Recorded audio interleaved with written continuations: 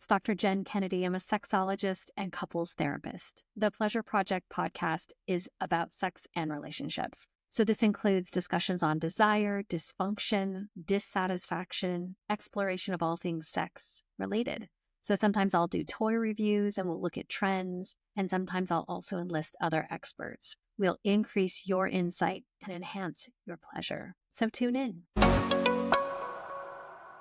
What if the path to better sex wasn't about doing more, but about softening, slowing down, and even microdosing? In this episode of Pleasure Project, I'm joined by trauma-informed somatic practitioner and psychedelic microdosing guide, Leslie Draffin. We explore how intentional plant medicine, combined with practices like breathwork, can help heal shame, unlock pleasure, and bring us home to our bodies. This isn't about quick fixes or trippy escapism. It's about using sacred medicine with intention so you can reconnect with yourself, your partner, and your pleasure. Tune in to learn how microdosing might just become your next intimacy practice. All right, welcome back. My guest today is Leslie Draffin. She's a certified trauma-informed somatic practitioner and psychedelic microdosing guide. She's also a womb mystic. She helps midlife women embrace their bodies, sex, and psychedelics so they can overcome the wound of unworthiness. Leslie believes somatic practices like breathwork, along with sacred earth medicine, have the power to bring us home to ourselves, awaken our authenticity, and heal the trauma locked within our subconscious. So welcome. Thanks for having me. I'm so excited to be here. Yeah. So we've had a conversation before, Mhm. and I am excited to welcome you to my podcast. So yeah. This has come up, in different ways. Mhm. Plant medicine has been sort of in the ether, and I've tried ketamine once. I wanted that experience. I feel like a lot of my clients have brought it up. My own therapist has mentioned plant medicine, and I've been sort of curious about it. So when you pitched me, I was like, I want to understand this more. And I feel like a lot of people are sort of curious about it and wondering about different solutions that can help them. So I feel like, let's unpack this and see kind of what are, what can help. I'm always looking at different options. So Yeah, for sure. tell me, well, first of all, like, give us a kind of glimpse at what your journey has been and how you arrived at this. Yeah. So my journey really started years and years ago, obviously, of just growing up in a religious family. My dad's a preacher and feeling very disconnected from my body, using coping mechanisms like eating disorders to numb out from a pretty early age. And then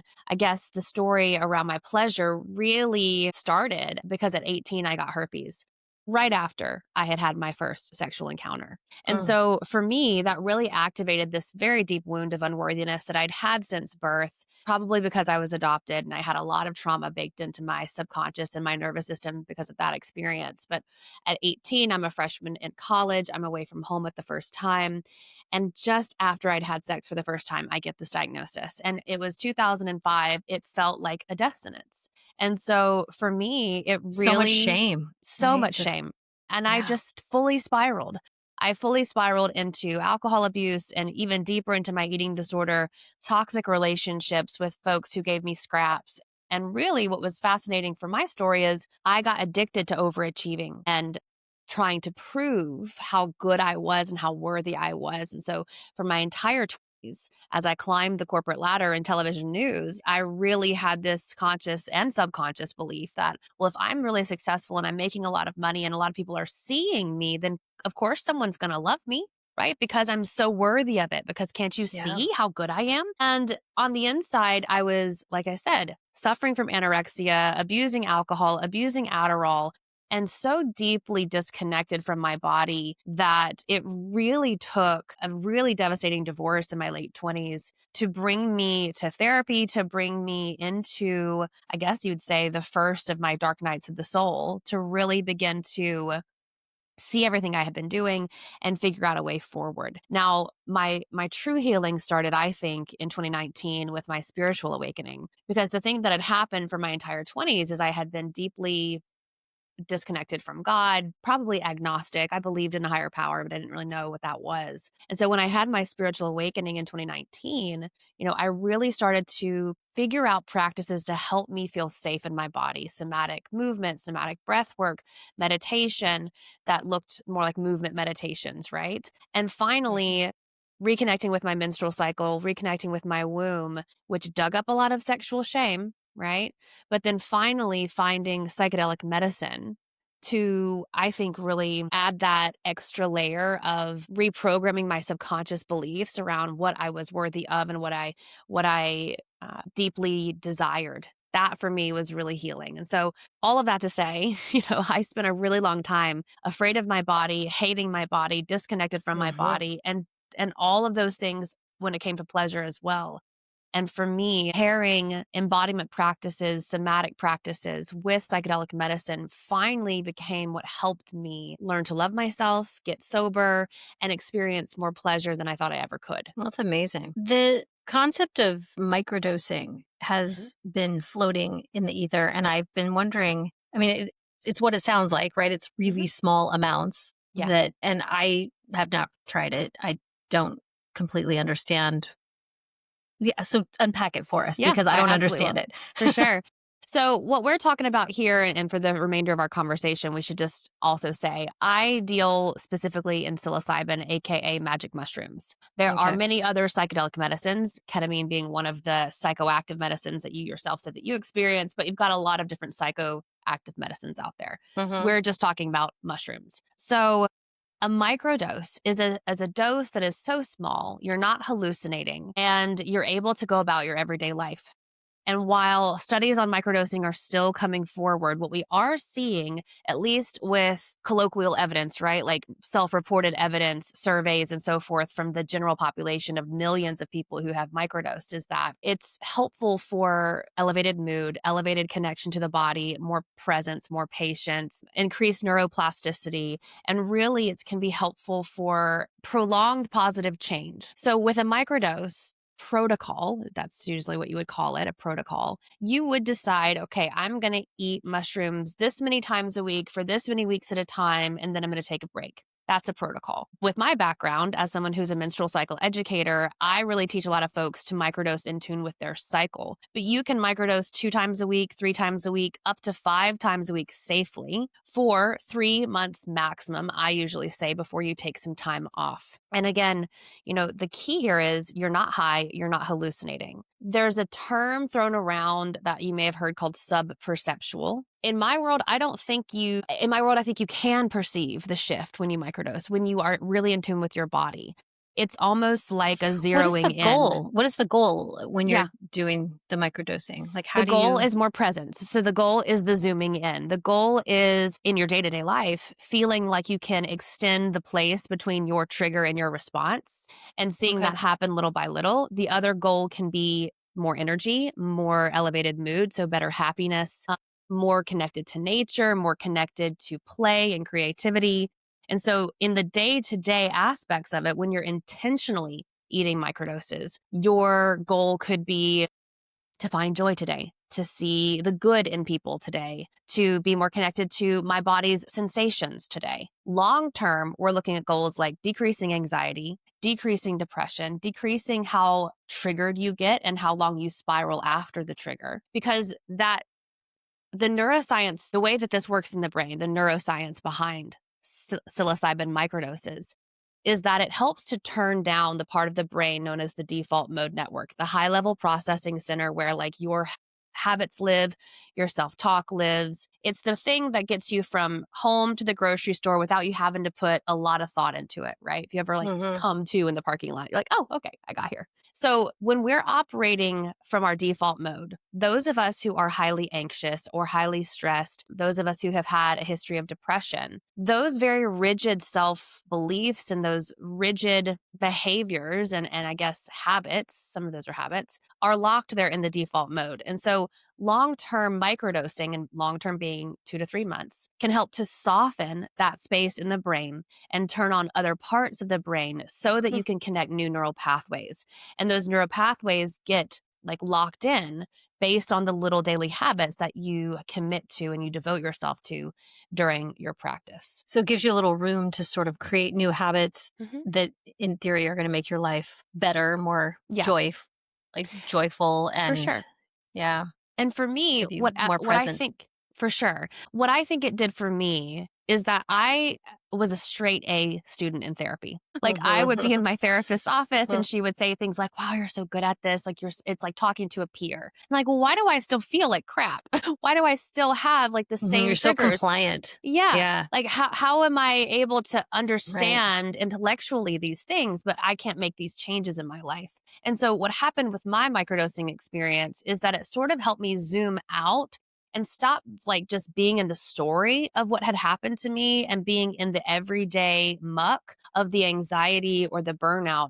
And I really started to see patterns from my past where this root might have actually been implanted. And the mystical side of it, which, being a womb mystic, the mystical side of this for me really was a deep connection to my femininity and a deep connection to my birth story, my generational and ancestral trauma that I hadn't really known about because of the fact that I was adopted. And all of that helped me really make sense of who I was as a person.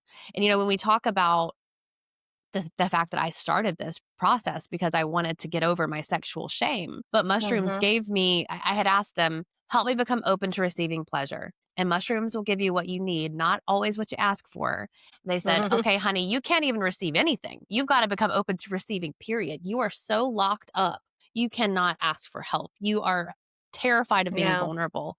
And, I'd lived for 15 years as a news anchor at this point with a big wall around myself and around my heart to do that really traumatic job of reporting on the worst of the worst. And so they really crumbled that wall in a beautiful way. It felt terrible in the process of it. It really did. I was so glad to have hired a guide for my own healing process with this. Yeah. But for me, it really helped to know myself on an even deeper level. And that felt really good for someone who had been so disconnected for so long. And what is a womb mystic? So, womb mystic What is is that? like, What does that mean? it is a term that I created in a microdose. Okay. No, I'm just kidding. All right. I was like, I've never heard that. So it's basically what I say is it's someone who is deeply connected to their womb and their menstrual cycle and lives their life in alignment with that rhythm. And I help other women also understand their cycle, their energetic blueprint, their cyclical blueprint, so that instead of feeling oppressed, might not be the best word, but it's also fairly accurate, oppressed by the way the world works, which is a very 9 to 5 masculine schedule, we can start to Sure. thrive by living in alignment with ourselves. It's also because in the work that I do with microdosing, with clients and with myself, there's like this really interesting thing that happens for me and for my clients when we meditate and visualize ourselves going into the womb space. We meet ourselves at our highest level. And have very interesting mystical experiences to help us understand and tune into what most folks would call intuition or the inner voice. But I choose to call it, the inner goddess or the highest self. So, and maybe this isn't a question for you, but like, where do men fit in all of this? So I don't personally work with men. However, what I've really seen happen in my relationship with my husband, who is a man, is that the more in tune I am with myself, the more able I am to express my needs, wants, desires. And so it's helped him.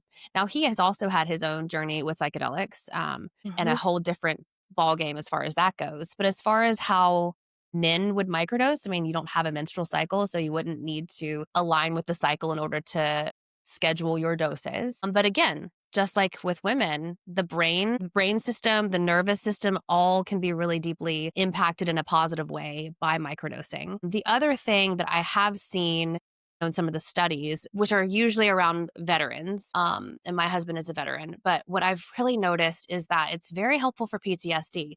Now, women are actually, as a whole, diagnosed with PTSD more often than men, but because we have this deep veteran population, many of whom do experience PTSD, we have like a very good study group, right, to look at how psychedelic medicine helps these people. And so the way that I'm seeing some of that shift is really interesting. But again, I think because men are raised in this world where being in touch with your feelings is looked at as weak. Yeah. psilocybin can be such a helpful ally in allowing them to open to that part of themselves and feel safe enough to, again, just like me, be vulnerable, ask for help, be in tune with the emotions. And so I'd imagine that the benefits would be very similar to some of the benefits I've seen in myself and my clients. Right. Well, and just talking about presence and talking about vulnerability and Yeah. right, all those things are a human experience Right. and beneficial across the board. Yeah, for sure.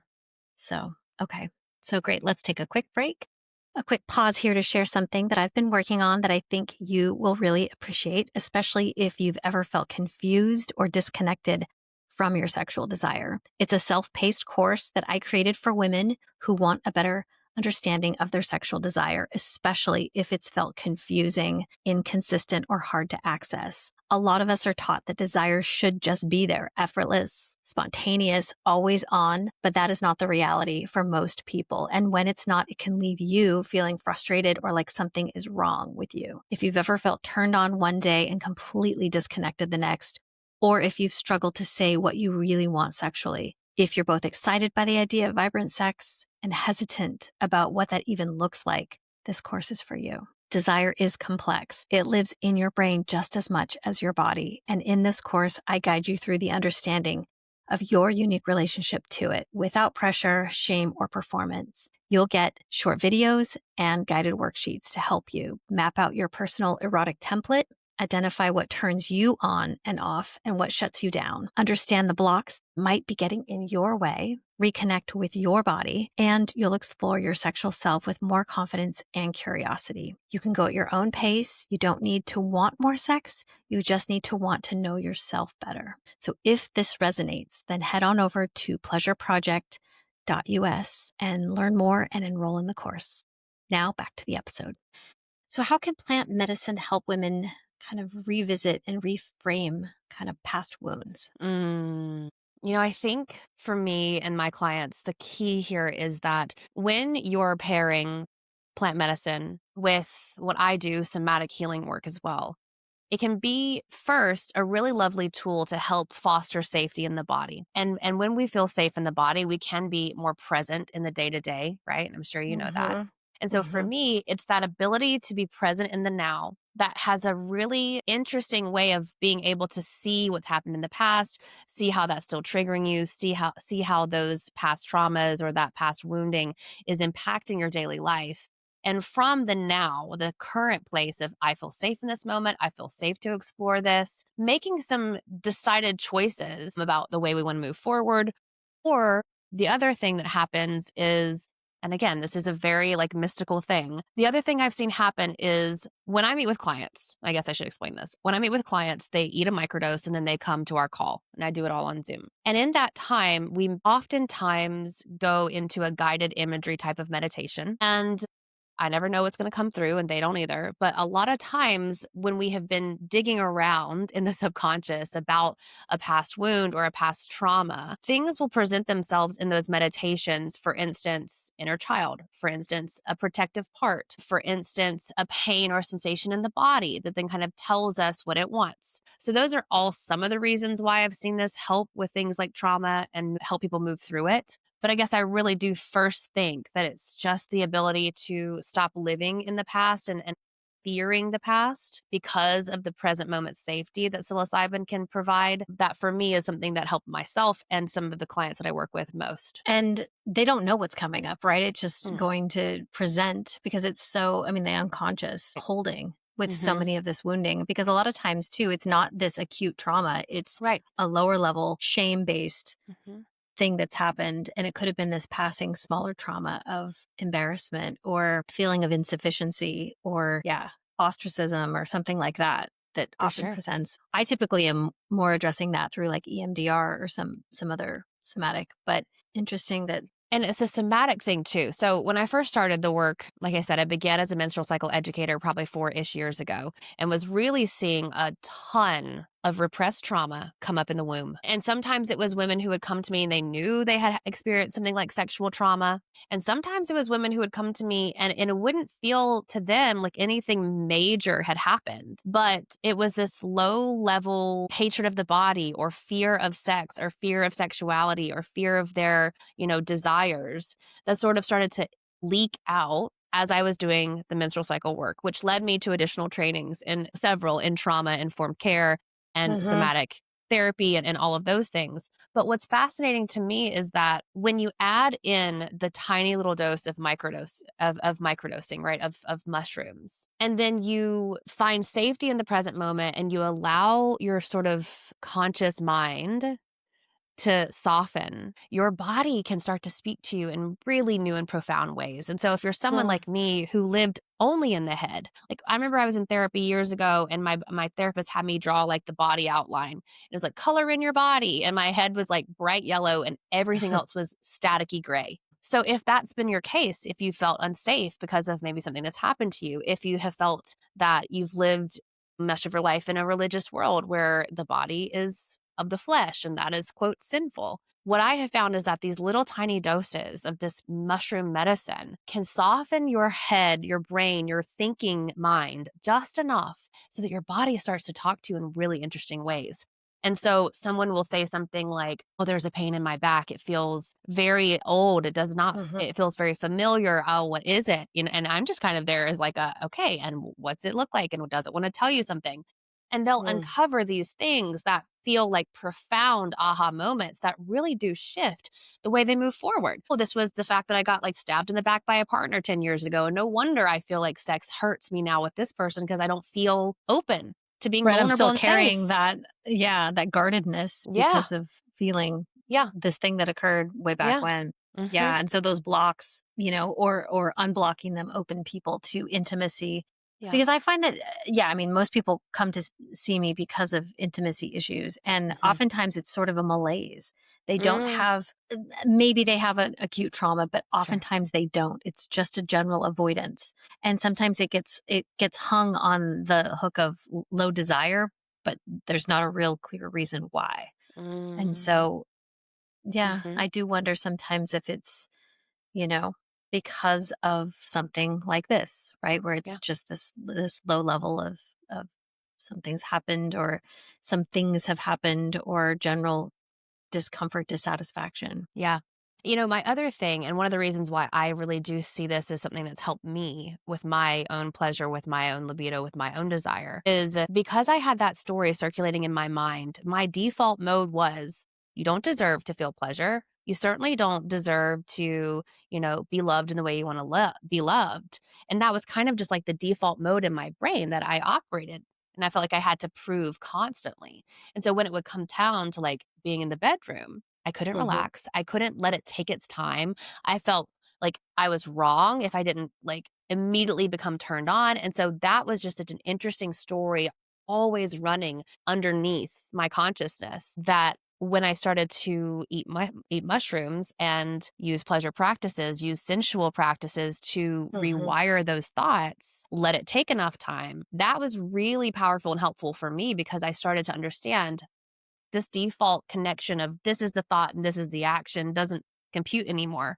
And now we have a new thought, a new action that really got solidified thanks to the neuroplasticity that happens with psilocybin. So the mushrooms, okay, help me with the mechanism of change because the mushrooms help, I guess, reduce some of the guardedness. But then what is the action that happens that facilitates willingness to sort of entertain new possibilities? Yeah. So the way that it's working in the brain, right, is it's working with your serotonin 2A receptors. Those are the ones that are in that default mode.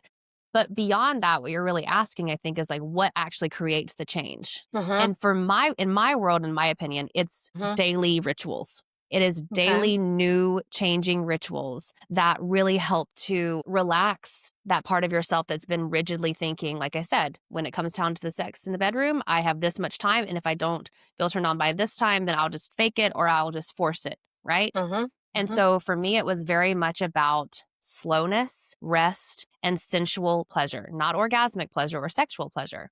And Uh-huh. so the change happens, or the action is you deciding to create a new ritual, you deciding to do something different. And it can be outside of sex, it can be you deciding to go for a walk in nature versus, have your coffee and scroll on your phone. And so that's just like the tiny little change that again helps to solidify the new neural pathway. It can also be things that are more, brain rewiring, like using a self-coaching model where when you're journaling, you might think, okay, instead of immediately going to positive affirmations, you might really start to look deeply at, okay, what is this thought? What is this thought creating in me? What is the feeling then creating in this action, right? Yeah. The CTFAR, which I think is really helpful too. And then I guess finally, what I would just say is that I think that a lot of us have the answers that we're seeking inside of us, but we just have been programmed not to trust ourselves. And a lot of people that I work with, I don't have to tell them what to do. Like, I'll ask them what they think they should do. If you come to me and this is your issue that we identify, and these are the things that come up for you in a session, and then we're like, okay, how are you going to solidify the change this week? What's going to be your devotion this week? They know exactly what they need to do. And it's sort of like, I like to say mushrooms are like the ally. They help open the door to the subconscious and hold your hand while you do the work of walking through it. Turning on that self-wisdom and that self-sovereignty is another thing that I think is an action that helps people move forward and see long-term positive changes. Yeah, it's like when you tune in to yourself, you actually do have a lot of self-wisdom, right? Most of us know that. Yeah. It's like we oftentimes sort of muscle through what we think we should do instead of knowing what we actually want to do. Yeah. And And when learning we're that you can having trust yourself. Yeah, and the avoidance is telling us something. And it's not necessarily just don't do that thing. It's information about what we need. Mm-hmm. Yeah. So you gave an acronym just then that I didn't know. CTFAR. Yeah. Yeah, yeah. So it's a self-coaching model. I'm going to write Okay. it out in my notes so I don't mess it up. So it's basically looking at how your circumstance, which is a very neutral thing, right? I'm having an interview with you right now. That's the circumstance we're in. We're talking on a Zoom call, basically. And a thought that comes from that circumstance. Oh, am I doing a good job at this? Or do I feel like I have imposter syndrome? Well, if that thought comes up, what feeling is going to follow that thought? Oh gosh, I should probably tone it down. Right. And then if I think and feel that, well, what's my action? Maybe I start to stumble over my words, or I feel like, oh my gosh, I have to leave this call. And the result, based on the circumstance was simply we're on an interview. The result might be that I don't do an interview again. Right. So CTFAR is a way for you to self-coach yourself around a very fact-based circumstance that often leads to spiraling. Because that could have been a spiral, right? If I really let myself go and think, oh my gosh, I shouldn't have said that way. And then what am I going to do next time? Right. And so what I have found CTFAR work really well for, not in the beginning of the work that I do with people, because brain rewiring and talk therapy and being in like the journaling mind, right, is a lot of what we do first. And certainly what I did first. I don't have clients do this first. It's usually like month 3 of my 3-month one-on-one container where I finally say, okay, now you have seen a lot of shifts, a lot of changes. What's a circumstance that you used to come up against? I'm anxious. That's a circumstance. I'm feeling anxious right now. Oh, the thought might be, Let's talk about this in like the sexual realm. So people constantly come in and say like, so somebody's anxious about their sexual performance. You know, some like say a so guy's the circumstances, I came erectile early. dysfunction. Yeah. Okay. Or so the circumstances, I can't get it up. I can't feel turned on. Okay. So if that is, let's say, based on the female body, right? Because that's the body I live in. Okay. The circumstance is you're not wet. You're not feeling open and turned on right now. Okay. So the thought might be something's wrong with me. Maybe I don't love my partner. Now I'm feeling really ashamed. Well, I should. This person's an amazing person. I love being in this relationship, but the feeling might be I'm not good enough, or I should be able to do this faster, or this shouldn't have taken so long. And so the action somatically then, what is the action, right? The body is just like contraction. Very much a collapse in. And it's just, oh God, I can feel it in my own body right now. Like just that closing. Right. That wash of shame. And then which makes it even less likely that you're going to lubricate. That's the result. So the result is that you had this thing that happened. Oh, I'm noticing it's taking me a little bit longer to feel turned on right now. And after you spiral through was, oftentimes we'll call that like the unintentional CTFAR model. Unintentionally, or I don't like to throw negative in there, but it is more of a spirally negative route. The result is that, well, now I'm definitely not going to feel turned on because I'm contracted. I feel this shame flushing my body. I'm all in my head. I'm worried about what they're thinking. So what we would do is run then a conscious intentional model. Okay, so the circumstance is I'm not really feeling as lubricated right now or as turned on right now as I'd like to be. The thought then would be, and I know that I can do this and I can take as much time as I need to do this. The feeling then becomes, okay, I am in my power. I deserve this slow journey into the sensual pleasure. And so the action might be, okay, maybe I need this type of touch instead, asking for what you need, open.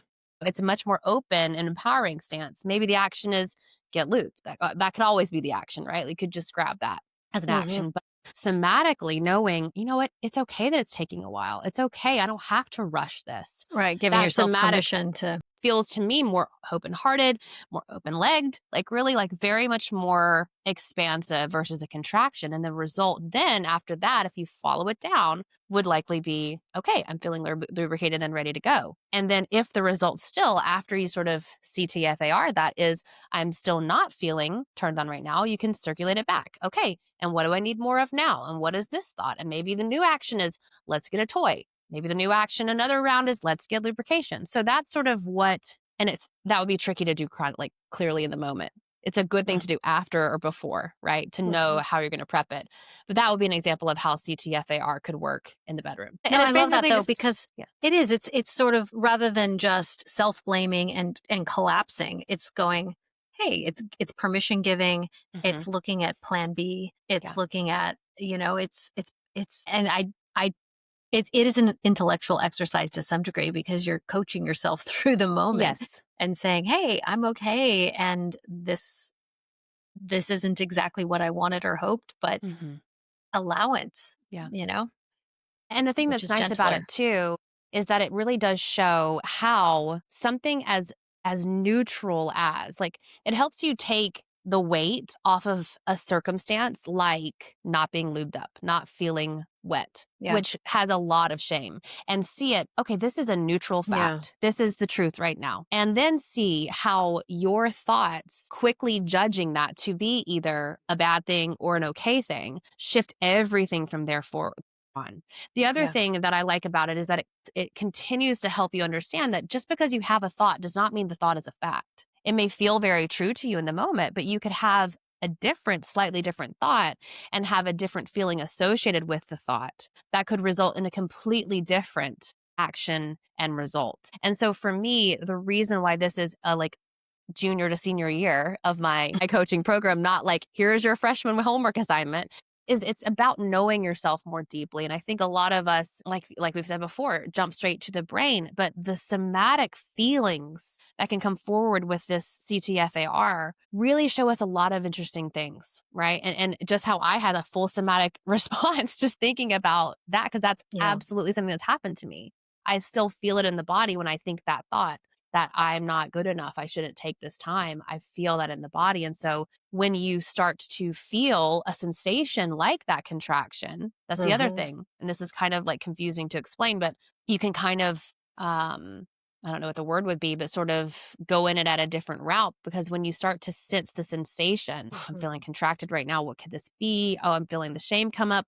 Shoot, oh God, it's because I'm not that lubed right now and I feel like I should be. It sort of also helps you just weave your whole way around not only the CTFAR self-coaching model, but just around your body and around your thoughts and your feelings and everything. It is, because it's like, so often I think we can all relate to it. We do this in these moments where it's like, I should blah, blah, blah. I should be doing this. I should be feeling, I should be acting, I should be looking, I should be whatever. And then it's just like, actually, I'm just here. I'm just me. It's okay. I'm all right.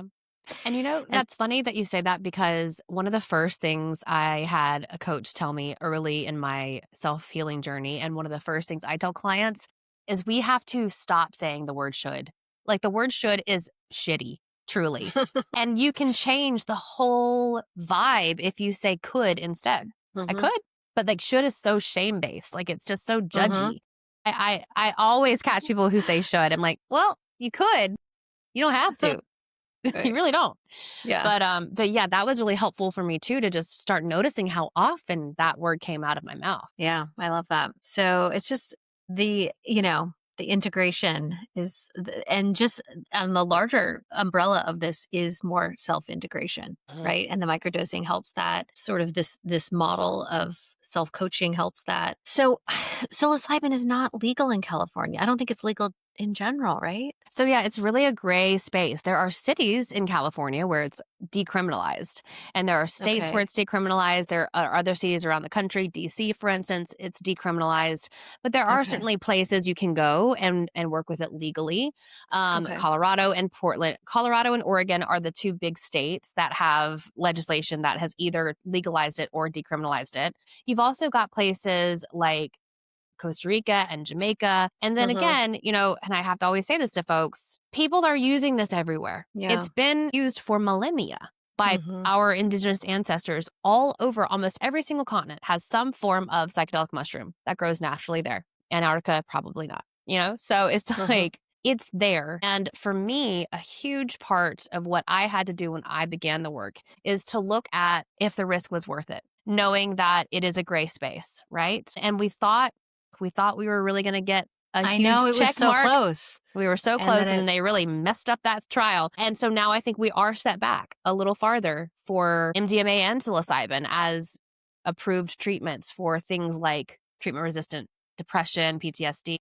My hope, though, is just that folks understand that you don't all, and that's certainly my story, right? You don't always have to go the Western medical model to remember and start to heal. Mhm. I, as a witch, really do think that Mama Earth has a whole lot of healing for us. There's a reason these are here for us. And for me, it was worth it to expand beyond taboo and the Mhm. law of man to really understand, okay, this is what I need for my healing. And it paid off tremendously for myself. So helpful. I've really appreciated this because I've been wondering and I'm like, where can I get this information? So thank you. And so tell me a little bit. I know you have a guide that's Yes. available and you're based in Austin. Texas. Yes. Yeah. So how do people work with you if they Yes. want to do that? If you want to work with me, the easiest way is to contact me. You can do that through my website or just emailing hello@lesliedraffin.com. I work one-on-one. And I have a group program, a group membership called the Inner Circle. The free guide, though, is definitely the best place to start. It's going to answer all of the questions you have, including the ones you're too scared to Google. And it also includes things like journaling prompts to help you understand that when we meet this medicine intentionally, it's not just about taking anything. And I really try to be very conscious of the words that I use, right? I don't want to be taking this, right? I want to work with this. I want to partner with this. I want to ask it to help me and assist me. I see mushrooms as sentient. I see them as medicine, not as something that I pop and forget, right? It's not a hack to help you know yourself more deeply. It's truly a medicine that can work within your body to provide mounds of positive healing when you work with it in the right way. And so that guide is Activate Your Inner Magic. And it'll also put you on my email list where a lot of the good stuff happens. The socials, they don't love it when we talk about these things, so I usually don't, but that's the places for you to find me. Sounds good. We'll link it in the show notes. So yeah, you can find all of Leslie's information there. And thank you so much. This has been great. Appreciate Thanks for it. having me. Hey, it's Dr. Jenn. Thanks so much for tuning in. Please leave us a review and leave a comment if something struck you. We love to get the feedback. It really helps the podcast. And if you want to reach me, go ahead and direct message me on Instagram, or you can reach me at jen@rivieratherapy.com. Thanks.